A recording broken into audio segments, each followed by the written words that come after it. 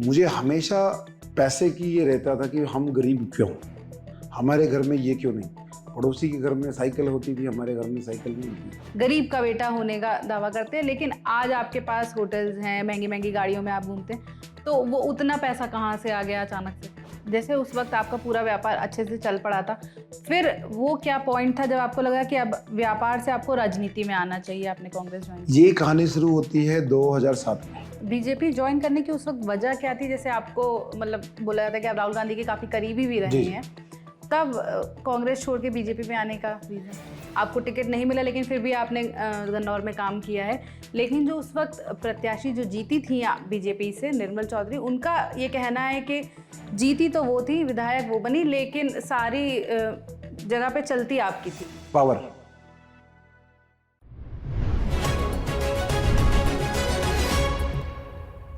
Lallan top की चुनाव यात्रा पहुंच चुकी है सोनीपत, और इस वक्त हमारे साथ हैं गन्नौर विधानसभा क्षेत्र से प्रत्याशी देवेंद्र कादियान। देवेंद्र बीजेपी में थे और चाहते थे कि भाजपा से उन्हें टिकट मिले चुनाव लड़ने के लिए, और टिकट देवेंद्र को मिला भी, लेकिन देवेंद्र कौशिक को। देवेंद्र कादियान बागी होकर अब निर्दलीय लड़ने का फैसला किया है। देवेंद्र जी, हम टिकट कटने पर बात करेंगे, आपके अभी चुनाव प्रचार पर भी बात करेंगे, लेकिन सबसे पहले आपकी जैसे अर्ली लाइफ से अगर हम शुरुआत करें तो अभी जैसे हम बातचीत कर रहे थे कि आप सब्जी बेचते थे, तो वो जिंदगी कैसी थी, उसके बारे में थोड़ा समझाना चाहते हैं। देखिए, वैसे तो ये थोड़ी लंबी है, लेकिन कहानी मेरी मैं थोड़ा छोटा करके बताऊंगा। मेरा गांव यहाँ से, जहाँ अभी हम बैठे हैं, यहाँ से लगभग 20 किलोमीटर दूर है, और मैं एक छोटे किसान परिवार में मैंने जन्म लिया। बहुत छोटे, 2.5 एकड़ का किसान जो था, और सरकारी स्कूल में मैंने अपनी शिक्षा 12th क्लास तक। 10th क्लास मैंने मेरे गांव के स्कूल से, 12th क्लास यहाँ जो हमारा शहर है वहाँ तक की। उसके बाद आगे की एजुकेशन जब हम अपने व्यापार में सक्षम हो गए, तो बाद में मैंने बीए की। और जो सवाल आपका है सब्जी वाला, वो शुरुआत होती है जब खेती बाड़ी से हमारा गुजारा नहीं हुआ, पढ़ाई मेरी छूट गई बिना पैसों की वजह से। क्या वो मतलब बीए तक की पढ़ाई आपने करी है? नहीं, बीए तो मैंने रिसेंटली की, कुछ साल पहले। क्या उम्र रही होगी उस वक्त? उस टाइम आप 12th में कितना एज रहता है, आप देख लीजिए, 17-18 के आसपास। 17-18 साल। तो घर में पैसे नहीं थे तो पढ़ाई छोड़ दी। उसके बाद कुछ साल खेती बाड़ी की। बाद में मुझे ये समझ में आया कि खेती से नहीं होगा, हम शहर में फ्रूट सब्जी का काम करेंगे, कुछ भी करेंगे। मुझे हमेशा पैसे की ये रहता था कि हम गरीब क्यों, हमारे घर में ये क्यों नहीं। पड़ोसी के घर में साइकिल होती थी, हमारे घर में साइकिल नहीं होती थी। और एक चीज़ की जिद होगी कि मुझे पैसे कमाने, हम मुझे गरीब नहीं रहना। तो जोर ज़बरदस्ती करके मेरी शादी जल्दी कर दी। 2001 में मेरी शादी हो गई। तो मैंने उसके 3 या 4 महीने बाद मैंने घर वालों को मनाया कि हम शहर में किराए पर रहेंगे, कुछ भी काम करेंगे, बट गांव में नहीं रहेंगे, यहाँ गुजारा नहीं होगा। तो सोनीपत शहर में गांव से जब शिफ्ट हुए, मुझे आज भी याद है 3-4 महीने तो ऐसे ही निकल गए। क्या साल वो? 2001 में ही आप? 2002 में नवंबर में शादी हुई थी। तो जहाँ सब्जी की जो शुरुआत हुई, घर में भी कलेश होता था कि भाई आप घर में बैठे हो, कुछ काम नहीं मिल रहा था। मुझे शहर में कोई नहीं जानता था उस टाइम। मेरा छोटा भाई है, हम दोनों भाइयों ने प्लान बनाया कि वहाँ हमारे से थोड़े से घर से आगे सब्जी मार्केट लगती है, और वहाँ पर हम सब्जी बेचेंगे, नीचे बैठ के सब्जी बेचेंगे। बहुत ज़्यादा टाइम नहीं बेची हमने, लगभग 5.5 महीने सब्जी का काम किया। वहाँ प्रॉपर सब्जी की मार्केट लगती थी, आज भी लगती है, बट आज वहाँ डेवलपमेंट होगी, घर बन के थोड़ा आगे भी लगती है। जिन सब्जी वालों के साथ सब्जी बेची, सारे आज भी सब्जी बेचते हैं, मैक्सिमम मिलते हैं, मैं कई बार जाता हूँ। तो हमारा वहाँ हमने किराए पे घर लिया, 35 स्क्वायर यार्ड का, 35 गज का। उसी से छोटे घर में हम सब रहते थे। तो मेरी शुरुआत वहाँ से हुई। उसके बाद हमने एक जूस की दुकान की। बाई चांस वो अनऑथराइज जगह पे थी, तो कुछ टाइम बाद सरकार ने, गवर्नमेंट ने, डिपार्टमेंट वगैरह ने, हुड्डा ने वो बंद करा दी। उसके बाद संघर्ष का जोर टाइम चलता रहा, और मुझे अच्छे से याद है 2003 में हमने एक शॉप की अचार मुरब्बे की। हमारे यहाँ पानीपत में बड़ा फेमस होता था अचार, कुछ खारी बावली से लेते थे दिल्ली। वो साउथ दिल्ली में हमने एक अचार की दुकान की, खानपुर देवली में। हम सोनीपत से ट्रेन में जाते थे, 423 नंबर बस का होता था पुरानी दिल्ली रेलवे स्टेशन से, और वहाँ बस में डेली पैसेंजरी करते थे। यहाँ रात को घर पे 1:30 बजे पहुँचते थे, मॉर्निंग में फिर 6:30 बजे ट्रेन पकड़ लेते। एक छोटा भाई या तो वो वहाँ पे रहता था शॉप पे, वो उसी में सो जाते थे, शॉप का शटर नीचे करके वहीं अपना बिस्तरा बिछा के सो जाते थे उसी में। एक दिन वो रहता था, एक दिन मैं रहता था, इस तरीके से हम करते थे। घर से खाना यहाँ से चला जाता था। तो वो सफ़र चलता रहा। 2005 में दिल्ली में सीलिंग आई, उस टाइम हमने 2 शॉप बना ली थी। एक और शॉप बना ली थी हमने आनंद पर्वत चौक में, करोल बाग में, आज भी है। और सीलिंग के कुछ दिन पहले हमने एक शॉप, मतलब 2 और एक और नई शॉप का काम चल रहा था, बनने वाली थी। वो थी शक्ति नगर चौराहा है, भीछा मिल बिल्डिंग। आज भी सो शॉप चल रही है, रनिंग में है वही शॉप। हमने जो लड़के हमारे पास जॉब करते थे, कुल मिला के उस वक्त व्यापार चल पड़ा था आपका। हाँ। जो हमारी खानपुर ये वाली शॉप थी, उसमें अच्छे खासे हम 30 हज़ार रुपये कमा लेते थे। उस टाइम 30 हज़ार की बहुत वैल्यू होती थी। तो लेकिन जब दिल्ली में सीलिंग आई तो हमारी सारी तीनों दुकानें सील हो गई। उस टाइम फिर हमारे सामने प्रॉब्लम आ गई। उन शॉप से हमने यहाँ पे अपना खुद का मकान भी ले लिया था सोनीपत में, 35 गज का। पहले हम किराए पे थे। उसके बाद मैंने पहले ही दिमाग में बना रखा था कि मुझे ढाबा करना है, लाइक ए ट्रक ढाबा, छोटा। उतने पैसे थे मेरे पास, 8-9 लाख। तो हमने ट्रक ढाबा से शुरुआत की 2005 में सांपला के अंदर। आज भी वो ढाबा कनक के नाम से, मन्नत के नाम से नहीं। मन्नत मेरी बिटिया का नाम है, वो 2006 में वो पैदा हुई। कनक ढाबा हमने 2005 में किया, वो लाइक ए ट्रक ढाबा, छोटा ढाबा था। तो उसमें भी हमारी बहुत सारी परीक्षाएं हुई। वहाँ जिस एरिया में रहते थे वहाँ लड़ाई झगड़े होते थे, हम दूर के रहने वाले थे, परेशानी आती थी, लेकिन हमेशा लड़ते रहे परेशानियों से। 2006 में बिटिया मन्नत हुई। 2006 में हमने एक मन्नत ढाबा बनाया, मीडियम साइज का, जिसमें गाड़ी वाले भी कस्टमर आते थे, वहाँ लोकल शहर के भी कस्टमर आते थे, रोहतक, सांपला वगैरह के। तो मेरी लाइफ में सबसे बड़ा बदलाव जब मेरी बिटिया का जन्म हुआ, वो बहुत लकी थी। तो वहाँ से हमारी पहले मन्नत की शुरुआत हुई। उसके बाद धीरे धीरे हमने अपने व्यापार को बढ़ाया, बहुत सारी चीज़ें सीखी बिजनेस के बारे में, और आज हमारी 11 ब्रांचेज रनिंग में है मन्नत ग्रुप में। 2 हमारे कॉन्सेप्ट है, एक मन्नत हवेली, एक मन्नत ढाबा। हमारी 4 हवेली हैं अभी, और 7 हमारा ढाबा यूनिट है, मन्नत ढाबा। और इसी साल 2 ब्रांच हमारी पंजाब में ओपन हो रही है। अब हम फ्रेंचाइजी मॉडल पे काम करते हैं। जैसे उस वक्त आपका पूरा व्यापार अच्छे से चल पड़ा था, फिर वो क्या पॉइंट था जब आपको लगा कि अब व्यापार से आपको राजनीति में आना चाहिए, आपने कांग्रेस ज्वाइन की? ये कहानी शुरू होती है 2007 में। देखिए, अपने देश में सबसे बड़ी पॉपुलर चीजें हैं या तो फिल्म स्टार, या क्रिकेटर, या फिर पॉलिटिकल। अब स्पोर्ट्स का हमारा टाइम निकल गया था। हमें पॉलिटिक्स में आकर एक बड़ा नाम, एक अपनी पहचान, जो समाज में कहे कि भाई ये फला गांव का रहने वाला लड़का था, गरीबी से लड़ाई लड़के आया और बहुत सारे ऐसे कार्य किए जो कोई भी नहीं कर पाया। एक पहचान बनानी अपने काम के द्वारा। और वो शुरुआत की हमने 2007-8 में, जब थोड़े हम सक्षम हो गए पैसों में। उस टाइम कांग्रेस की सरकार होती थी, हर तरफ हुड्डा हुड्डा होते थे। हमारे समाज के नेता हैं, पॉलिटिक्स का ज़्यादा पता नहीं था। तो 2007 में अगस्त में मुझे नॉमिनेट एक पद दिया गया। उस टाइम नॉमिनेट का सिस्टम होता था, बाद में कांग्रेस में इलेक्टेड सिस्टम आया। तो मुझे किसान सेल का स्टेट जनरल सेक्रेटरी बनाया गया। 2009 में मैंने काफ़ी मेहनत की, तो यहाँ के कुछ नेताओं को मेरी पहचान हो गई, ये बहुत मेहनती है।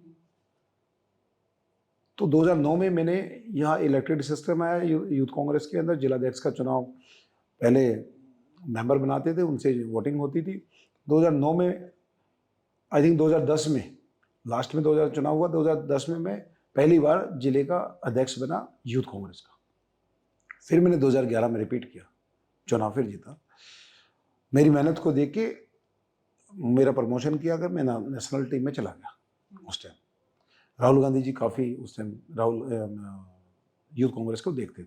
हमारी डेढ़ महीने में हमारी रिपोर्टिंग होती थी, तो नेशनल एग्जीक्यूटिव में वो आते थे और मेरी ऐसी पहचान हो गई थी, वो काडियान के नाम से मुझे बोलते थे कि काडियान जितनी मेहनत करो। तो 2016 में आई थिंक 15 में मैं ऑल इंडिया जनरल सेक्रेटरी बना। मेरा प्रमोशन हुआ नेशनल सेक्रेटरी से जनरल सेक्रेटरी बना। और जब मैंने बीजेपी ज्वाइन किया तो मैं 2018 में राजस्थान और गुजरात का इंचार्ज था। बीजेपी ज्वाइन करने की उस वक्त वजह क्या थी? जैसे आपको मतलब बोला जाता है कि आप राहुल गांधी के काफी करीबी भी रहे हैं, कब कांग्रेस छोड़ के बीजेपी में आने का रीजन? आपका सवाल बहुत वाजिब है। मुझे चुनाव लड़ना था जिस सीट से मैं आता हूँ, जो मेरी गृह सीट है, जहाँ मेरा गांव है, मेरी जन्मस्थली है, उस सीट पे कांग्रेस का बहुत बड़ा लीडर ऑलरेडी कई प्लान से बैठा है आज भी। तो मैंने राहुल गांधी जी से रिक्वेस्ट किया। हमारे इंचार्ज होते थे कृष्णा लोवेरा जी, नेशनल प्रेसिडेंट होते थे अमरिंदर राजा। मैंने उनसे निवेदन किया कि या तो वहाँ पर उनको पार्लियामेंट लड़ा दो, मुझे विधानसभा लड़ा दो, या वो पार्लियामेंट लड़े, मैं विधानसभा लड़ूँ। मुझे चुनाव लड़ना है। मुझे पॉलिटिक्स में मोटा मोटा 11-12 साल हो गए और जो नेता मेरी वहाँ पे बैठा है वो कभी हटने वाला नहीं है। पहले उनके फादर थे, अब वो है, आगे उनके बच्चे आ जाएंगे, उसका बेटा हो गया मेरी जितनी उम्र का। तो जब वहाँ से मुझे रिस्पॉन्स नहीं आया तो मैंने फैसला लिया, ये अपना कड़ा फैसला लिया, मैं बीजेपी पार्टी ज्वाइन हुआ। उस टाइम तो क्या बीजेपी ज्वाइन करने की उस वक्त ये शर्त थी कि मतलब आपको चुनाव लड़ाया जाए? क्योंकि इस बार भी जैसे आपने चुनाव लड़ने की इच्छा जताई थी और इसके पहले वाले चुनाव में 2019 में भी आप लड़ना चाहते थे चुनाव, लेकिन नहीं मौका मिला। देखिए, उतने मुझे साल हो गए थे ताकि मुझे इस बात की समझ आ गई, नेशनल पार्टी के अंदर कोई भी एक नेता किसी चीज़ की श्योरिटी नहीं दे सकता। तो लेकिन मुझे अपनी परफॉर्मेंस पे और जो मेरी जमीनी पकड़ थी उस पर बहुत भरोसा था। और यहाँ इस जिले में बीजेपी का कोई एमएलए नहीं था। पहले कभी रहा होगा लेकिन फिलहाल नहीं था। और खासकर ये जो दोनों डिस्ट्रिक्ट हैं, ये कांग्रेस के डिस्ट्रिक्ट है। खासकर हुड्डा इनको गढ़ बांधते हैं, सोनीपत रोहतक और झज्जर को। तो वहाँ ज़्यादा संभावना थी मेरे लिए, क्योंकि बीजेपी कभी नहीं जीती थी यहाँ से। और बहुत बड़ा मेरा यहाँ पर एक नाम था कि उससे ज़्यादा कोई मेहनत नहीं कर सकता, बच्चे की जुबान पे था। आज जिस सिचुएशन में चुनाव लड़ रहा हूँ, मैं इससे भी बेहतर उस टाइम मानता हूँ, क्योंकि उस टाइम बीजेपी की लहर भी थी।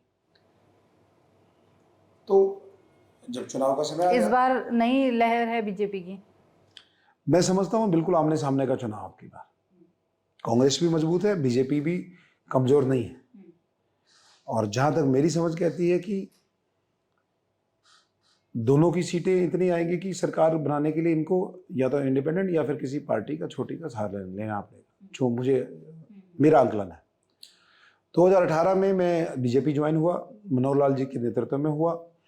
उनके विचारधारा मेरे से मैच होती थी, वो भी एक आम परिवार से निकल के आए। बहुत अच्छा मुझे फील हुआ। बट जब मेरा टिकट वाला मसला हुआ तो एंड टाइम पे हमारी 78 सीटें पहले डिक्लेयर हुई, हमारे 90 सीटें हैं, 12 बाद में हुई। और मेरे लिए काफ़ी इन्होंने जोर लगाया, बट जो भी कहानी हुई टिकट नहीं दिला पाए। और मुझे आश्वासन दिया गया कि आपको अगला चुनाव लड़ेंगे, आप पार्टी की मदद कीजिए। पूरे चुनाव में आज पूरा हमारा जिला बता सकता है कि वो सीट केवल देवेंद्र कादियान द्वारा निकली थी। मैंने जो मेरी मेहनत थी वो मैंने सारी लगा दी और हमने पहली बार यहाँ से बीजेपी को जिताया। और इतने बड़े नेता को हराया जो कभी हरा ही नहीं, उसको हराया हमने।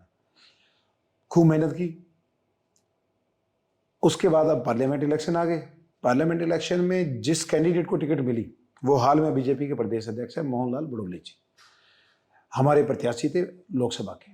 आप अपनी टिकट ना मिलने का जिम्मेदार भी उनको ठहराते हैं कई जगह मैंने? नहीं, अब वो प्रदेश अध्यक्ष हैं, मुख्यमंत्री जी ने भी, पूर्व मुख्यमंत्री जी ने भी, प्रभारी ने मेरा काम देखा है। एक ये सीट ऐसी थी जो मेरी टिकट कटी है।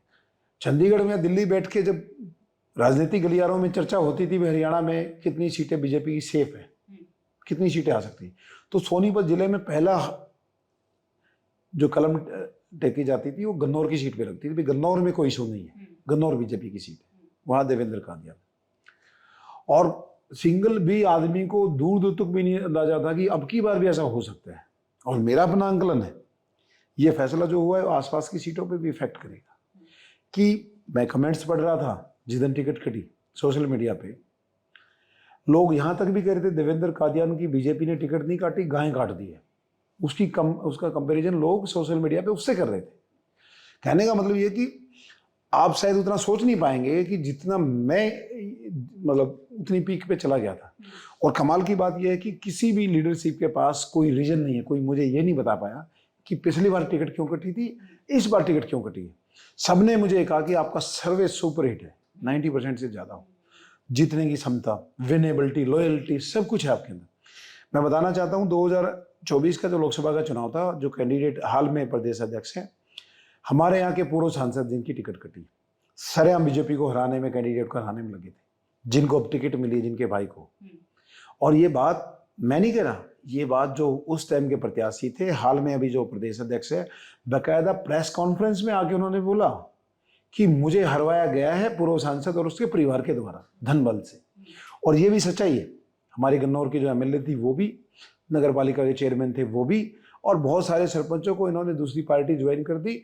और सरेआम हमने भी सुना है पार्टी की मुखालफत करते हैं लोग, अपने घर बुला लेते हैं कि भाई इशारा दे देते हैं, लेकिन इन्होंने तो बिल्कुल सड़क पर बैठ के हरवाया, उसको चैलेंज देके।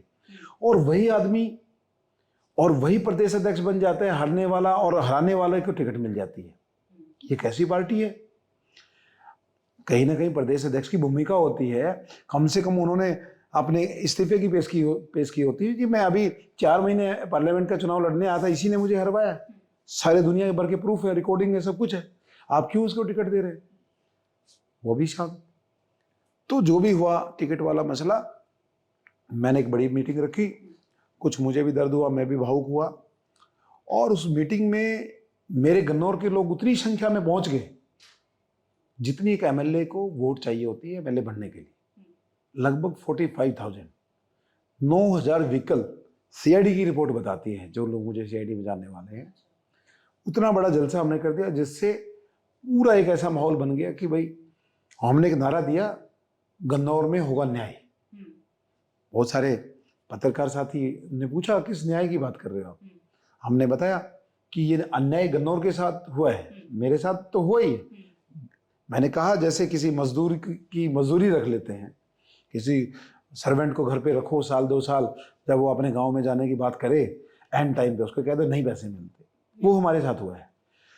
तो लेकिन मेरी गन्नौर ने उसको समझा, उस दर्द को, कि वास्तव में इसके साथ गलत हुआ है। हर आदमी की जुबान पे यह था केवल और केवल टिकट उसकी है, दूसरे नाम की कभी चर्चा ही नहीं हुई। और कमाल की बात यह है कि लास्ट तक पैनल में दूसरा नाम था भी नहीं। अच्छा। जो भी नाम डाला गया, हाँ। वो जो भी घटना हुई एंड टाइम पे डाला गया। पिछली बार भी सेम हुआ था। और यदि एक भी नेता मुझे ऐसा नहीं मिला, मेरे बहुत करीबी भी रहे हैं, अच्छे इंसान भी हैं, ऐसा नहीं है, कोई ये नहीं बता पाया कि मेरी टिकट कटने का ये रीजन है, वजह क्या है। और जिस आदमी ने सरेआम पार्टी का नुकसान किया, हरवास को टिकट दे दी। आज ये इंटरव्यू हो रहा है, आप यहाँ से ये बात नोटिस करके जाना, बीजेपी पार्टी के कैंडिडेट की 200% जमानत जब्त होगी। पूरे हरियाणा में यदि सबसे कम वोट किसी सीट पे बीजेपी को मिलने वाली है तो गन्नौर की सीट होगी। कोई मुस्लिम बहुल्य क्षेत्र है तो उसकी मैं कह नहीं सकता, जहाँ पर पूरा ही मुस्लिम, हमारे मेवात में जैसे वो मुस्लिम बहुल्य क्षेत्र में कांग्रेस ज़्यादा रहती है, बीजेपी कम रहती है, हो सकता है एक आध सीट वहाँ जाए। लेकिन मैं इस बात की गारंटी देता हूँ कि ये सबसे लोवेस्ट जो वोट मिलेंगी वो बीजेपी को ये वाली सीट रहेगी। जैसे हम अभी गन्नौर में ही लोगों से बातचीत कर रहे थे, तो जो एक मुकाबला देखने को मिल रहा है वो त्रिकोणीय मुकाबला, जैसे आप कह रहे हैं कि जमानत जब्त हो जाएगी, लेकिन लोगों के हिसाब से बीजेपी, कांग्रेस और आप तीनों के बीच में ये मुकाबला है। देखिए, क्योंकि आप लोग पूरा हरियाणा देखते हैं, हरियाणा में सीधा सा फार्मूला है। INLD जो चौटाला साहब की पार्टी होती थी वो लगभग खत्म होने के कगार पे है। JJP दुष्यंत चौटाला ने जो पार्टी बनाई थी वो भी खत्म होने के कगार पे है। आपने पार्लियामेंट इलेक्शन में देखा, उनकी इस पूरी 10 पार्लियामेंट की वोट मिलाने के बाद भी 1.5 लाख वोट हुई थी 10 की 10 टोटल करने के बाद उतनी वोट हुई। तो इसलिए बीजेपी और कांग्रेस का आमने सामने का चुनाव है, तो जो पत्रकार साथी है उनको ऐसा लगता है कि बीजेपी जीरो नहीं है, लेकिन इस सीट पे जीरो है। हम इसी सीट की बात कर रही हूँ। जैसे अभी पूर्व सीएम भी आए थे यहाँ पर, तो उन्होंने भी कहा कि जो असली मुकाबला है वो बीजेपी और कांग्रेस के बीच का ही है और आप वोट काटू हैं बेसिकली। तो उनका भी यही मानना है। और अभी हम लोगों से भी बात कर रहे थे तो तीनों के पक्ष में लोग हमें मिले हैं। देखिए, वैसे तो इस बात का परफेक्ट जवाब तो 8 तारीख को ही मिलेगा, और हमारा इंटरव्यू तो है ही। एक बार हम फोन पे आपसे बात करेंगे और आप कहोगे कि कमाल है, आपने इतना पहले बता दिया था। क्योंकि मैंने यहाँ एक एक गली एक एक घर में रहा हूँ। बीजेपी का कार्यकर्ता, बीजेपी का मतदाता सिंगल भी उसको वोट नहीं देगा। वो केवल उनके पर्सनल लोग हैं, वो जमीनों के खेल खेले हैं, बहुत बड़े प्रॉपर्टी डीलर हैं। यहाँ सोनीपत में सबसे ज़्यादा रेजिडेंशियल कॉम्प्लेक्स उन्हीं का ब्रांड है, ऋषिका के नाम से। जितने भी आप कॉलोनिया में जाओगे, ऋषिका ऋषिका ऋषिका, बहुत बड़े बिल्डर हैं। और कहाँ से शुरू हुए और कहाँ पहुँच गए, ये भी एक विचित्र कहानी है कि भाई एक नेता वहाँ से शुरू होकर इतने सालों में इतना बड़ा बिल्डर कैसे हो सकता है, 50,000 करोड़ का मालिक कैसे बन सकता है। तो मेरे कहने का मतलब ये है कि हमने ज़मीन पे काम किया है, हम बता सकते हैं लोगों की भावनाएं क्या है, क्या हो रहा है। वो लोग जानते हैं धन बल पे हम काम करेंगे। उन्होंने नारा भी दिया किसी पर्टिकुलर एरिया का, उसके भाई ने, कि हम खदरे को खरीद देंगे। हमारे यहाँ यमुना बेल्ट को खदरा बोलते हैं, खदरे को खरीदने की बात कही, जो कि बहुत स्वाभिमानी लोगों का क्षेत्र है, कर्म पुरुषों का क्षेत्र है। छोटे काम करते हैं, कोई कपड़े का काम करता है, कोई सब्जियों का काम करता है, लेकिन वो अपने पसीने के खाते हैं। इन्होंने उसको भी बदनाम करने की कोशिश की कि वहाँ गरीब लोग रहते हैं तो हम पैसे से खरीद देंगे, और ये कोशिश भी करते हैं। अच्छा, इस पे मैंने कहीं पढ़ा था कि आपने ये कहा कि पैसे कोई दे तो ले लेना, क्योंकि मंदिर बनवाने हैं, गौशालाएं बनवानी है, तो ले लेना पैसा। क्योंकि इन लोगों ने, जो गांव के ठेकेदार लोग बनते हैं, कहते हैं कि मैं इस समाज में मेरा पकड़ है, मुझे 10 लाख दे दीजिए, उन लोगों के पास इन्होंने सामान भिजवा दिए। तो इसलिए मैंने ये कहना पड़ा कि भाई इनके पास पैसे बहुत हैं, और यहाँ जमीनों के खेल खेले हैं बहुत सारे गरीब किसानों के साथ, इन्होंने चीट किए, इसलिए इनके पैसे को मना मत करना। हमारे यहाँ बहुत सारे गोवंश सड़कों पे घूम रहे हैं, दुर्घटना होती है, सारे पैसे इकट्ठा करके कोई इनकी गौशाला बनाएंगे, नंदीशाला बनाएंगे। मैंने कहा है, कहने का मतलब ये है, इनको पैसे इनको मना करोगे तो ये डंडे से वोट डलवाने की कोशिश करते हैं, डराते हैं, धमकी देते हैं। पैसे रख लोगे तो इनको लगेगा कि हाँ हमारा काम हो गया। यहाँ चुनाव का लेवल गन्नौर में सबसे नीचे स्तर पे है। आरोप मेरे ऊपर लग रहे हैं, एक संस्था से मैं जुड़ा हूँ उस पे लग रहे हैं, मेरे व्यापार पे लग रहे हैं, मेरे परिवार पे लग रहे हैं, मेरे कपड़ों पे, मेरे पर्सनल लाइफ पे लग रहे हैं। और ये सारी चीज़ें सिर्फ जब से मैंने नॉमिनेशन भरा है आज तक, और जब तक 5 तारीख नहीं आ जाती जब तक लगेंगे। उससे पहले इस दुनिया में कोई देवेंद्र कादियान के ऊपर कोई सुई के नोक बराबर भी निशान नहीं था, कभी भी।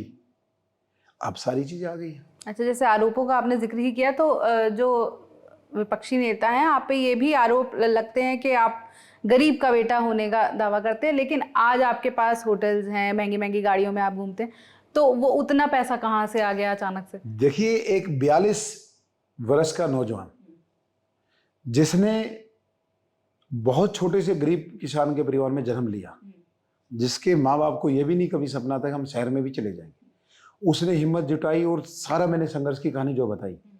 यदि उसने खुद में व्यापार खड़ा किया है और वो व्यापार ऑन पेपर है, सरकार को भरपूर टैक्स जाता है।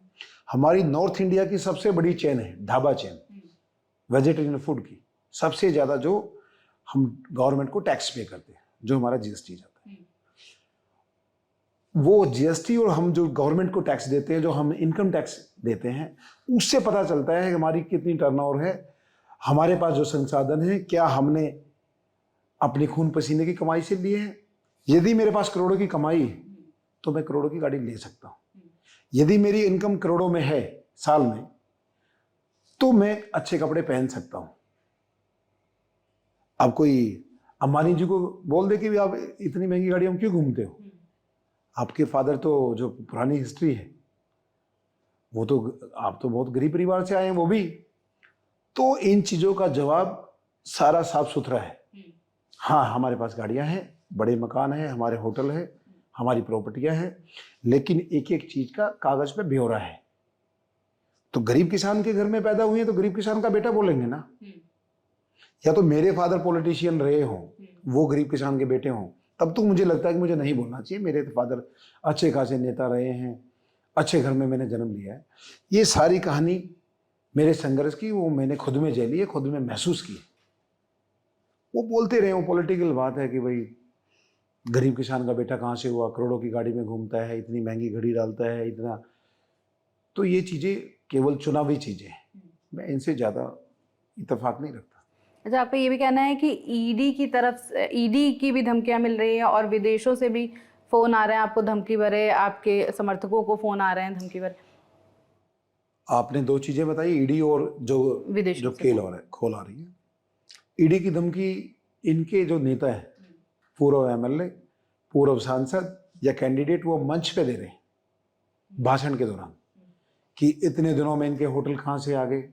हालांकि मैंने जवाब दिया है, मैंने 2018 में बीजेपी ज्वाइन की। 2018 से पहले हमारे 8 हमारी यूनिट थी, अभी हमारी 11 है, 6 साल बाद। और जो हमारी रफ्तार है, मन्नत ग्रुप सक्षम है हर 1.5 साल में एक यूनिट खड़ी कर सकती है, उतनी मन्नत ग्रुप की इनकम है। आजकल तो हम फ्रेंचाइजी मॉडल पे हैं, हमारे पास इन्वेस्टर आते हैं, हम अपना ब्रांड देते हैं, अपना सेटअप देते हैं और बिजनेस करते हैं। ये जो आरोप लगाते हैं कि भाई कहाँ से इतना सब कुछ आ गया, आपका सवाल था, आपने पूछा अभी सवाल ईडी की धमकी, और तो इन्होंने मंच पे बोला कि हम इनके ढाबों की, होटलों की जांच कराएंगे ईडी से। कोई किसी के कान में नहीं बोला, मंच पे भाषणों में बोलते हैं। दूसरी चीज, मेरे परिवार को धमकी डायरेक्ट नहीं, पॉलिटिकल लोग ही कहते हैं कि भाई आप भाषण में इनको डायरेक्टली ले रहे हो, भी इन्होंने ये किया वो किया, आपके बच्चे बाहर पढ़ते हैं। हम तो ये कहना चाहते हैं कि भाई आप इनको इस तरीके की बात मत कीजिए इनके बारे में, इनके आप खुले भाषण दे रहे हैं कि भाई इन्होंने ये गलत काम किए हैं। तो वो भी इनडायरेक्टली मुझे डराया जा रहा है कि मेरे बच्चे बाहर पढ़ते हैं, हॉस्टल में रहते हैं, आपके बच्चों को भी खतरा हो सकता है जब किसी इतने बड़े आदमी के खिलाफ आप बोलोगे। और रही विदेश से धमकियों की, जो लोग मेरे सबसे करीबी हैं, जो पूरा मेरा चुनाव संभालते हैं, हमारा गन्नौर 3 पार्टों में है ये विधानसभा। एक प्रॉपर यमुना की बेल्ट है जिसको हम खदरा बोलते हैं, एक हमारा सिटी है, एक म्यूनसिपल है छोटा जिसमें 17 वार्ड है, एक क्षेत्र हमारा रेलवे लाइन से उस तरफ का एरिया है जिस क्षेत्र से मैं आता हूँ। तीनों क्षेत्रों में जो मेरे मेन लोग हैं, जो मेरा चुनाव संभालते हैं, उनमें से 2 मेन लोगों को सेम नंबर से, सेम जगह से धमकी आई है और सेम गैंगस्टर लोग। और क्या कहते हैं, मतलब वो फोन पे क्या बातचीत होती है? आप इस चुनाव से दूरी बनाइए वरना आपके लिए सही नहीं है, आपको आपकी हत्या कर दी जाएगी। अच्छा। ये उनको बोला गया। हाँ, लेकिन वो बहादुर लोग हैं, थोड़ी देर के लिए उनके परिवार में परेशानी आई, पुलिस ने मदद की, FIR हुई, उनको सुरक्षा मिल गई। आज भी एक मामला धमकी का आया है, बट उसमें वीडियो कॉल पे धमकी है, इसमें एक शख्स दिखता है, चेहरा भी है, बात भी करता है। अब वो अभी कितनी कार्रवाई बढ़ी, वो इंडिया से धमकी है कि बाहर से, वो भी एक मेरा ही बहुत करीबी साथी है, सरपंच है, उसको धमकी मिली है आज फिर। अच्छा, तो ये धमकियां किसकी तरफ से आ रही हैं, कुछ ऐसा पता चला हो आपको? इन चीज़ों का जवाब तो गन्नौर की जनता देगी, मुझे यहाँ टीवी में बोलने में, क्योंकि जब तक कोई चीज़ें प्रमाण हाथ नहीं लग जाता, बोलना जल्दबाजी होगी। लेकिन जनता सब समझ रही है, जब चुनाव की धमकियां मिल रही, चुनाव से दूर हो जाए तो नॉर्मल सी बात है, 2 लोग सामने चुनाव लड़ रहे हैं, एक कांग्रेस एक बीजेपी, तो इनकी प्रत्याशियों का ही रिश्ता हो रहा होगा, दोनों में से किसी एक का। तो ये चीज़ें पुलिस का काम है, वो वेरीफाई करेंगी। जैसे आपने अपने व्यापार का बहुत जिक्र किया पूरे इंटरव्यू में, मतलब कई सारी आपने चेन्स बताई कि आपकी हैं, तो ऐसा तो नहीं है कि आप चुनाव जीतने के बाद फिर लोगों के दिमाग में एक ये भी सवाल होगा कि ये आदमी तो अपना व्यापार ही संभालेगा, फिर वो जनता को क्या देखेगा? देखिए, मन्नत ग्रुप में मेरे ब्रदर वो MD है, मैनेजिंग डायरेक्टर है, मैं मन्नत ग्रुप का चेयरमैन। हमारी बड़ी फैमिली है, 4 हमारी सिस्टर हैं, हम सबके बच्चे बड़े बड़े हो गए, कॉलेज में हैं, हमारे बच्चे हमारे बिजनेस में हेल्प करते हैं। टोटल हमारे 13 बच्चे हैं, हम 6 भाई बहन हैं। मेरे बच्चे भी थोड़े छोटे हैं, वीरेंद्र भाई के भी छोटे हैं, तो हमारे बच्चे व्यापार संभालते हैं। और जहाँ तक मेरा सवाल है और आपका सवाल है कि भाई आप एक बार मोहर लग गई विधायक की, कहीं दोबारा आप सीधा ही मन्नत के ऑफिस में मिलें और पब्लिक में ना रहें। क्योंकि पब्लिक की ज्यादा शिकायत यही है यहाँ पर बिल्कुल गन्नौर में सही जितना बात घूम रहे हैं कि जो भी प्रत्याशी आता है वो जीतने के बाद फिर नहीं नजर आता है। नॉर्मली यही होता है, मैं खुद कह रहा हूँ। लेकिन मेरे अंदर एक पैशन है, मुझे पहचान बनानी है। मैंने अपने स्पीच में बोला है 8 तारीख को काउंटिंग होगी, 9 तारीख को मैं एक बहुत बड़ा कार्य गन्नौर के लिए करूंगा। अपनी संस्था के माध्यम से एक बड़ी अनाउंसमेंट करेंगे अपनी संस्था के माध्यम से। और पहले 3 महीने का मैंने उनको रोड मैप दिया है, जहां जहां काम करने की सबसे ज्यादा जरूरत है। बहुत सारे गांव पिछड़े हुए, उनको कमिटमेंट दे के आया हूं, पहले 3 महीने में काम शुरू करूंगा। जैसे कि मतलब अभी आप दावा कर रहे हैं कि आपने पिछले दौरान भी, जैसे 2019 से लेकर अब तक भी आपको टिकट नहीं मिला, लेकिन फिर भी आपने गन्नौर में काम किया है। लेकिन जो उस वक्त प्रत्याशी जो जीती थी बीजेपी से, निर्मल चौधरी, उनका ये कहना है कि जीती तो वो थी, विधायक वो बनी, लेकिन सारी जगह पे चलती आपकी थी पावर। देखिए, दुर्भाग्यवश उनको ये सारी बातें तब याद आई जब उनके नाम के आगे लिख दिया एक्स एमएलए। उससे पहले याद नहीं आई। उससे पहले उनको बहुत सारी चीजें याद रही। वो हर भाषण में बोलती थी, आपकी बहन, आपकी बेटी ने हरियाणा में सबसे सर्वश्रेष्ठ एमएलए का अवार्ड मिला है। ये भाषण था जब वो एमएलए थे। जब उनके नाम के आगे एक्स लिखा गया तब भाषण चेंज हो गया। तब उन्होंने कहा एमएलए तो मैं थी लेकिन चलती किसी और की थी। तो ये तो उनका सवाल और जवाब खुद में ही आ गया है कि भाई आपने इस गन्नौर के सामने क्यों नहीं रखी विधायक रहते हुए? आपकी जुबान पे ये चीज क्यों नहीं आई कि मेरे विकास कार्य मेरे से हो नहीं रहे, मुझे डिस्टर्ब किया जा रहा है? आपने किसी के सामने तो दुखड़ा रोया होता, मीडिया में, आम पब्लिक में, परिवार में, किसी मोहल्ले में किसी को बताया होता। कोई भी किसी के सामने दुखड़ा नहीं रोया। हाँ, दुखड़ा रोया आपने जब आप दूसरे कैंडिडेट के लिए प्रचार में आ गए, जब आपके नाम के आगे आ गया कि मैं पूर्व विधायिका हूं, तब आप नहीं बोला। इसलिए आप स्वयं सवालों के घेरे में हो। जब आप विधायक थे 5 साल का कार्यकाल था, तब तो आपने जगह जगह ढिंढोरे पीट दिए, जगह जगह पोस्टर चिपका दिए, मैं सर्वश्रेष्ठ एमएलए हूं, मुझे विधानसभा में अवार्ड मिला है। और आप एक्स हो गए तो कह रहे हो कि मेरी चलती नहीं थी। नहीं, तो ये तो 2 अलग अलग बातें हो गई ना। मतलब उधर तो वो अपने बारे में बोलेंगी, लेकिन अब उनका ये कहना है कि हर जगह, क्योंकि आप मनोहर लाल खट्टर के करीबी बताए जाते हैं, तो उनका ये कहना है कि उनके करीबी होने के नाते आपकी क्षेत्र में सबसे ज्यादा चलती थी। नाच ना जाने आंगन टेढ़ा, जिसमें काबिलियत नहीं होती है। मेरा ये मानना है, पहली बार जब आदमी विधायक बनता है 100 चीजें एक्स्ट्रा उनको मदद मिलती है। कई बार सामने वाले कैंडिडेट की पर्सनैलिटी अच्छी होती है, भाषण अच्छे देता है, कई बार किसी पार्टी की लहर अच्छी होती है, कई बार जातीय समीकरण अच्छे हो जाते हैं। लेकिन जब दूसरा चुनाव वो लड़ने आता है तब उसका पता चलता है वो कितने पानी में है, उसने जनता के लिए किया क्या है। तब जनता उनसे हिसाब भी लेती है। और जो लोग रिपीट होते हैं, अपने देश में बहुत सारे लोग मेंबर ऑफ पार्लियामेंट और विधायक ऐसे हैं जो लगातार जीते आ रहे हैं, उनका केवल एक ही रीजन है, वो काम कराते हैं। दूसरा जब चुनाव होता है तब आदमी का पता चलता है। यदि ये चुनाव लड़ते तब इनको पता चलता है मैं कहाँ खड़ी थी, कहाँ नहीं खड़ी थी। आज हालात ये हैं, इन्होंने हमारे यहाँ पे 78 विलेज है, 78 गाँव, 78 गाँव में 17 वार्ड है हमारे म्यूनिसिपल में। तो सिलेक्टेड जगह पर ही इन्होंने टिक मार किया कि मैं यहाँ जाऊंगी, यहाँ मेरे साथ बदतमीजी नहीं होगी, लोग मेरे से सवाल नहीं पूछेंगे। मुश्किल से 15% एरिया में ये जाने का साहस दिखा रही है, और वहां पर भी हर गांव में बदतमीजी हो रही है। इनसे हिसाब मांगा जा रहा है, कहाँ थे आप, आज क्यों आए हो? तो इन चीजों पे तो मतलब ये आपका ये कहना है कि पिछले 5 साल में काम नहीं करा गया, बेसिकली कोई काम नहीं हुआ।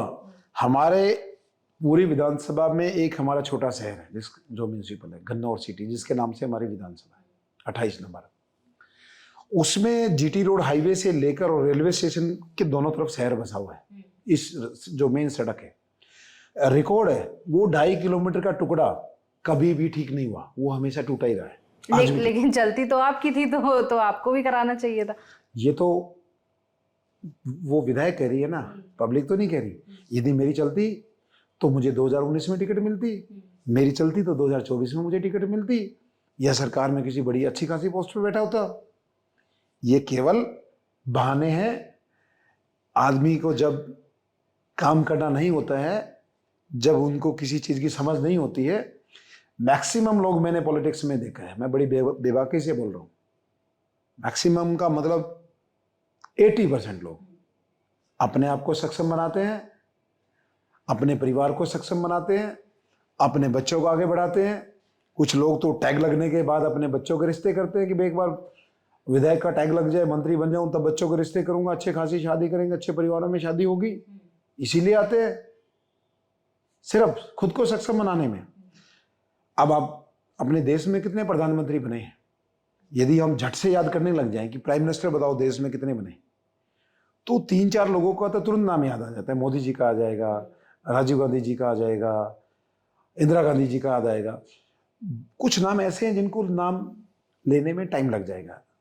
लाल बहादुर शास्त्री जी थे, उनके नाम याद रहते हैं। लेकिन कुछ नाम ऐसे हैं कि जिनको टाइम लगता है। वाजपेयी जी का याद आ जाता है।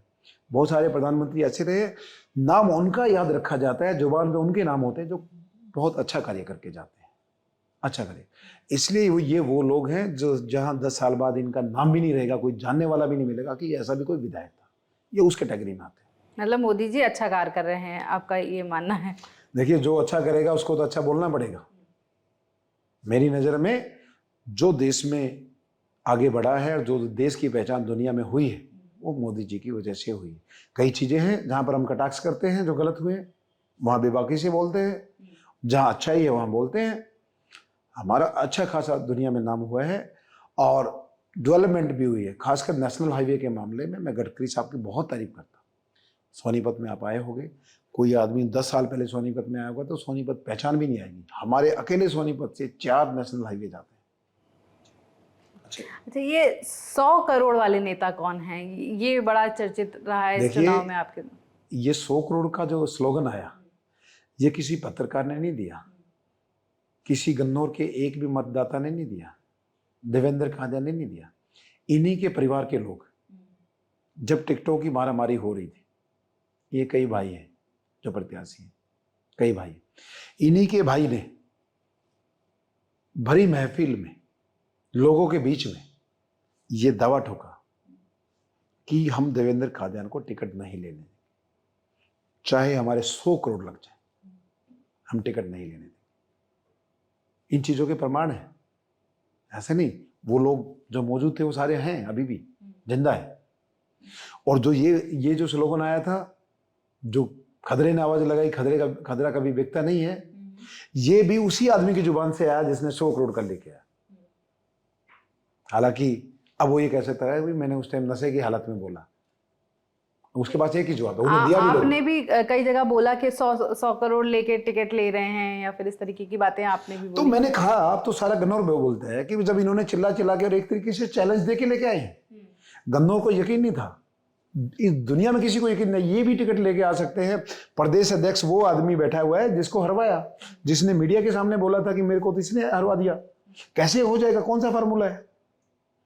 जिस आदमी की विनेबिलिटी जीरो है, लॉयल्टी जीरो है।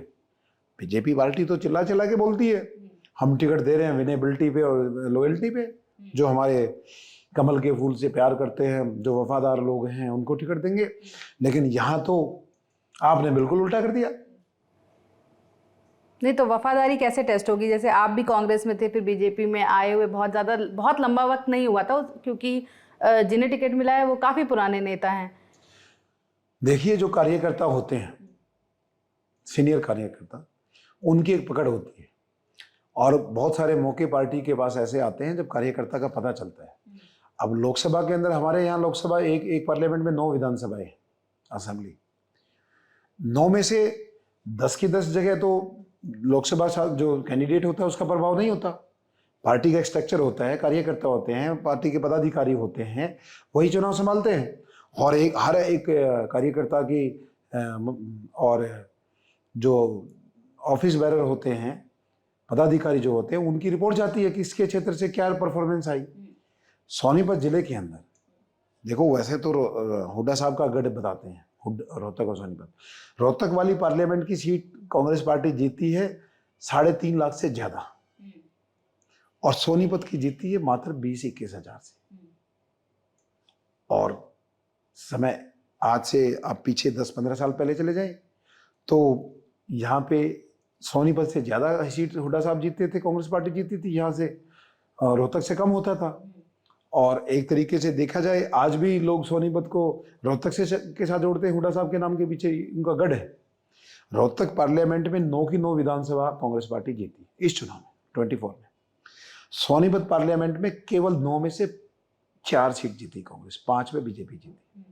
और एक सीट का आप जहां मर्जी सर्वे कर लीजिए, एक ही जुबान पे नाम आएगा, देवेंद्र कादियान ने गन्नौर से बीजेपी को जितवाया विपरीत परिस्थितियों में। विपरीत इसलिए कहा, मौके के विधायिका, मौके के सांसद अब तो पूरा हो गए, मौके के म्यूनिसिपल कमेटी के चेयरमैन, बहुत सारे सरपंच सरेआम पार्टी की मुखालफत कर रहे थे। दुनिया भर की वीडियो ऑडियो आ गई, प्रूफ आ गए। उस स्थिति में एक ही कार्यकर्ता देवेंद्र कादियान खड़ा था जो सीनियर है, जिसने, और ये बात कैंडिडेट ने भी मानी कि देवेंद्र कादियान के अलावा जिले में मेरे को पहला नाम दिया उन्होंने कि जो मदद इसने की किसी ने नहीं की। तो इसलिए लॉयल्टी उसी से पता लगता है। और लॉयल्टी कौन सा कोई मशीन थोड़ी बनी है कि मशीन में आदमी को डालो एक्सरे मशीन की तरह एक्सरा बाहर आ गया। लॉयल्टी तो पार्टी के मौके होते हैं, पार्टी के लिए कौन कितना वफादार है उसी, और कौन अपने क्षेत्र में किस तरीके की मदद करता है, उसी से पता चलता है। जैसे कि मतलब कांग्रेस और हम बीजेपी की बात करें तो आप 8 तारीख को जो भी चुनाव का रिजल्ट आएगा उसके बाद अगर आपको मौका मिलता है कांग्रेस की तरफ से या बीजेपी की तरफ से उनकी पार्टी में शामिल होने का, तो आपका क्या फैसला होगा? देखिए, जिस दिन टिकट कटा उस दिन मैं भावुक हुआ, और मैंने अपने परिवार को भी नहीं बताया था, मुझे रात को बता दिया गया था भी आपकी टिकट कराने में हम सक्षम नहीं रहे। जो भी हरियाणा की लीडरशिप है, प्रदेश अध्यक्ष, chief minister, ex chief minister, प्रभारी, मैं रात को चुपचाप जाके घर जाके लेट गया, नींद नहीं आई। अगले दिन मैं मंदिर में जाके, मुझे सुकून जहाँ मिलता है वहाँ जाके मैंने अपने लोगों को बता दिया कि भाई टिकट नहीं मिली, जो भी हुआ। और 12 तारीख का जब नॉमिनेशन के लिए मैंने सबको बुलाया, जैसे मैंने थोड़ी देर पहले कहा कि उतने लोग आएंगे जितने एमएलए के लिए वोट की जरूरत होती है। वहां पर यह तय हो गया है कि अब ये चुनाव देवेंद्र कादियान का नहीं है। मैं जो कैंडिडेट, इंडिपेंडेंट तो हूं लेकिन मैं गन्नौर की जनता का कैंडिडेट हो गया हूं। वहां पर हर मातृशक्ति ने, हर मेरे बुजुर्ग ने, नौजवान साथी ने कहा था अब ये चुनाव देवेंद्र कादियान का नहीं रहा, अब हम चुनाव स्वयं लड़ेंगे। आज शायद एक कार्यक्रम में आप गए थे, अपने लोगों का उत्साह देखा। रियल में लोगों ने अपने काम छोड़ रखे, दुकान को बोल दिया है अपने लड़कों के भरोसे, भाई अभी चुनाव तक आप संभालो। खेती बाड़ी में कह दिया कि मजदूर संभाल लेंगे, नौकरी वाले ने छुट्टी ले ली है। ये गन्नौर का चुनाव, आप फिर मैं दोहरा रहा हूं, हरियाणा में हो सकता है पहली बड़ी जीत हो, सबसे बड़ी जीत। आप तो त्रिकोणीय कह रहे थे, मैं कह रहा हूं फर्स्ट नंबर की 80,000 90,000 दावे के साथ। देख लेना इतने अंतर से जीतेंगे क्या? इतने अंतर से 1,35,000 वोट पोल होंगे। ये लोग 35 के अंदर रह जाएंगे, मुझे 1 लाख वोट मिलेंगे पक्का। और जो सवाल जिस पे हम बात कर रहे थे, थोड़ा बीजेपी या कांग्रेस में शामिल होने का मौका मिलेगा तो मेरा जो फैसला करेगी वही मैदान होगा जहां से मुझे जिंदा किया गया था। मेरे गन्नौर की 36 बिरादरी ने, 36 बिरादरी इकट्ठी होगी, सबका मत होगा, वहाँ के वॉलंटियर चुने जाएंगे, उनसे, उनमें से लोग फिल्टर होंगे कि भाई ये लोग इस समाज से फैसला लेंगे। सब मिलके जो फैसला लेंगे, राइट जाना है कि लेफ्ट जाना है, वो लोग बताएंगे। अच्छा, मतलब रास्ते खुले हैं, ऐसा नहीं है कि नहीं जाना ही नहीं। बिल्कुल खुले, नहीं पार्टी ज्वाइन नहीं करेंगे। जब हमारी 36 बिरादरी कहेगी हम सरकार को सपोर्ट करेंगे, जहां हमें अपने क्षेत्र का भला करना है, उसका विकास करना है। आपका क्या मन है अगर आपको मौका मिलता है तो? एक बात की गारंटी है, मैं कभी भी किसी पार्टी को ज्वाइन नहीं करूंगा। अपना, हम बहुत सारे मेरे साथी हरियाणा में पीड़ित है इन्हीं चीजों से। हम अपना एक दल बना सकते हैं, एक अपना छोटा संगठन बना सकते हैं, छोटी पार्टी बना सकते हैं, बट मैं बीजेपी कांग्रेस में नहीं जाऊंगा। और मेरा किसी से कोई अटैचमेंट नहीं है, ना कांग्रेस से ना बीजेपी से। मेरी अटैचमेंट सिर्फ गन्नौर के लोगों से है, 36 बिरादरी से है। मेरे गन्नौर के लोग जो कहेंगे मैं वो करूँगा, जहाँ गन्नौर के लोगों को लगेगा। अब वो चुनाव रिजल्ट पे बात है, हो सकता है किसी एक पार्टी की सरकार आ जाए जिसको जरूरत ही ना पड़े किसी इंडिपेंडेंट एमएलए की, तो फिर हम आराम से बैठे ही हैं, जो हमारे से काम बनेगा बनाएंगे, करेंगे। हो सकता है निर्दलीय विधायकों की जरूरत पड़ जाए, फिर हम ठोक के काम कराएंगे अपने, जहाँ भी जाएंगे, जहाँ जनता मुझे कहेगी वहाँ जाना है। फिर अपनी तसल्ली से, जैसे केंद्र की सरकार में जो भी अलायंस में लोग बैठे हैं जो पूरा निचोड़ते हैं, हम भी निचोड़ेंगे, अपने लोगों के लिए काम कराएंगे पूरा। अच्छा हाँ, अच्छा, जैसे आपने ये भी कहा था कि 90 सीटों पे चुनाव तो हो रहा है, लेकिन ये इकलौती ऐसी सीट है गन्नौर की जहां आंदोलन होगा, तो वो किस तरीके का आंदोलन है जिसकी आप बात कर रहे हैं? देखिए मुझे पहले ही पता था कि यदि आपकी टिकट कटी तो बहुत आक्रोश होगा लोगों में, बहुत गुस्सा होगा, लोग बहुत विचलित होंगे। इसलिए मैंने नॉर्मली तो अपने यार दोस्तों में, परिवार में पहले बोल दिया था, इनको टिकट का डर रहता था, मुझे नहीं था। अब की बार मुझे आधा % भी नहीं था। पहला एक आदमी देवेंद्र कादियान ऐसा था जिसने ना कोई अपना बायोडाटा बनवाया, ना दिल्ली गया, ना चंडीगढ़ गया, किसी से टिकट ही नहीं मांगी। मुझे इतना कॉन्फिडेंस था अपने लोगों पे, जैसे अब कॉन्फिडेंस है कि मैं 80,000 से 70,000 से जीतूंगा। जब मेरी जनता मुझे जिताएगी, जब मैं जमीन का नेता हूँ, जमीन पे मैं खड़ा हूँ, लोगों ने मुझे इतना प्यार दिया है, मैंने जमीन पे काम किया है, एक एक आदमी से पर्सनली मिला हूँ, एक एक वोटर से, एक एक घर में गया हूँ। कोई भी ऐसा आदमी नहीं कह सकता जो देवेंद्र कादियान को नहीं जानता। एक भी आदमी ऐसा मिल जाए मेरे घर नहीं गया है, ये छोटी बात नहीं है। 2 लाख लगभग मतदाता है। आप इसको 4 से भाग दे देते हैं तो कितने परिवार बनते? 50,000 घर बनते। 50,000 घर में जाना, एक एक गली, एक एक मोहल्ला मुझे याद है। तो मुझे कॉन्फिडेंस था। मैंने तो परिवार में अभी तो चुनाव है तो आप जाएंगे ही जाएंगे, फिर बाद में भी जाएंगे। और जो ये ओरा होता है ना, ओरा, एमएलए है, 2 गनमैन खड़े हैं, मिनिस्टर है, 4 गनमैन खड़े हैं, इस ओरे को खत्म करना है, इसको नीचे लेके आना है। मंत्री बनने के बाद भी कोई सब्जी की रेडी पे सब्जी खरीद सकता है, नॉर्मल जूस की रेडी पे जूस पी रहा है, चाय वाले के ठेले पे नीचे बैठ के चाय पी रहा है। यहां पर देवेंद्र कादियान आएगा, ये उसकी पहचान बनेगी कि देवेंद्र कादियान को ओरा नहीं चाहिए, शोसेबाजी नहीं चाहिए, वो जैसा था वैसा ही है, ये असली देवेंद्र कादियान है, ये मेरी पहचान। मेरा बस आखिरी सवाल यही है कि अगर हम गन्नौर से हटके पूरे हरियाणा की बात करें तो कौन सी पार्टी ज़्यादा बेहतर प्रदर्शन करते हुए नजर आ रही है आपको? देखिए, ये जब घमासान हुआ टिकटॉक और जब मैं परेशान हुआ, उसके बाद मुझे बहुत ज़्यादा पता नहीं है, क्योंकि मैं अपने चुनाव में बिजी हूँ। मोटा मोटा जानकारी जब बाहर से कई यार दोस्त आ जाते हैं, पूछता हूँ तुम्हारे यहाँ क्या चल रहा है, उतना ही पता चलता है। उससे पहले मैं अपना आंकलन बता रहा हूँ, दोनों पार्टियां बिल्कुल नेट टू नेट खड़ी है। मेरा अपना अंदाजा 2019 की तरह कोई लहर नहीं, जैसे 2019 में आपने बोला कि मोदी की एक लहर चल रही उस टाइम बीजेपी की लहर थी, कांग्रेस की नहीं थी। आज ना बीजेपी की लहर है ना कांग्रेस की। आज भी क्या लोग पीएम मोदी के चेहरे पर ही वोट करते हैं, या फिर जैसे कांग्रेस ने तो अपना अभी सीएम का चेहरा का नहीं बताया है कि कौन सीएम होगा, बीजेपी कुछ हद तक क्लियर दिखाई दे रही है नायब सिंह सैनी के नाम पर? जी, उन्होंने पहले ही डिक्लेयर कर दिया था। उस टाइम तो मैं बीजेपी में था। होम मिनिस्टर जी आए थे, अमित शाह जी, उन्होंने डिक्लेयर कर दिया था। और जहाँ तक आपने पूछा कि किस पार्टी का क्या लग रहा है, मैंने बताया कि यहाँ लहर किसी की नहीं है, एक तरफा किसी की भी नहीं है, और मोदी जी का असर है हमारे यहाँ। जैसे मैंने प्लानिंग कर रखी थी, चलो अब तो बीजेपी से दूर हो गए, मैं सोच रहा था कि कंपेनिंग के लिए योगी आदित्यनाथ को बुलाएंगे, उनका काफ़ी असर होता है, और मैं भी पर्सनली बहुत लाइक करता हूँ। सबसे ज़्यादा बीजेपी में मैं किसी को लाइक करता हूँ तो योगी जी को करता हूँ। मोदी जी को भी करते हैं, लेकिन कई काम योगी जी के मुझे बहुत अच्छे लगते हैं।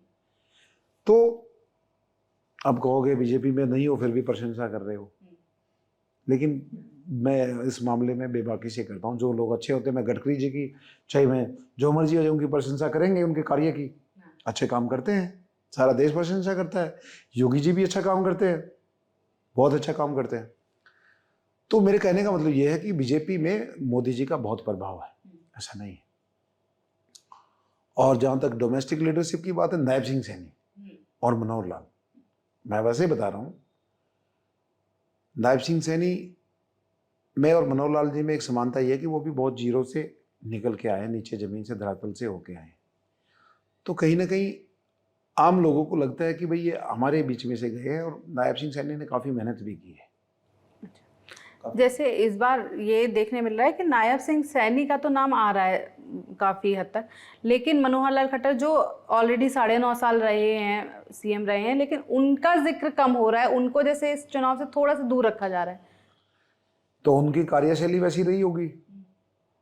अब हमारे जिस डिस्ट्रिक्ट में हम आते हैं, लोग भूपेंद्र हुड्डा को उनका गुणगान करते हैं, तो उनका कार्य अलग रहा होगा। पर्टिकुलर एरिया होता है, कई डिस्ट्रिक्ट में हमें लगता है कि बीजेपी की बहुत ज़्यादा होती है, जैसे हमारे रोहतक सोनीपत में हुड्डा साहब का बहुत ज़्यादा कार्य हुए हैं सोनीपत रोहतक में, चाहे वो गवर्नमेंट जॉब की बात है। तो हमारे यहाँ हुड्डा साहब को बहुत लोग पसंद करते हैं, और बहुत सारी जगह ऐसी है जहाँ पर मनोहर लाल जी की एक विशेषता रही है, वो डेड ऑनेस्ट आदमी है, ईमानदार, और उनकी एक शराफत की जो छवि है वो लोगों को प्रभावित करती है। अच्छा मुख्यमंत्री कौन होता है उसके बारे में तो 100 पॉइंट होते हैं। अच्छा, उस वक्त तो आप बीजेपी में ही थे जब मनोहर लाल खट्टर जी ने रिजाइन किया था, तब ये बातें हुई थी कि उनको पार्टी के जो शीर्ष नेता थे उनका फैसला था कि उनको हटाकर नायब सिंह सैनी को सीएम बनाया जाए, तो ऐसी क्या वजह थी उस वक्त? नहीं, मेरा अपना आंकलन ये है कि मनोहर लाल जी सीनियर नेता थे और 2 बार के मुख्यमंत्री।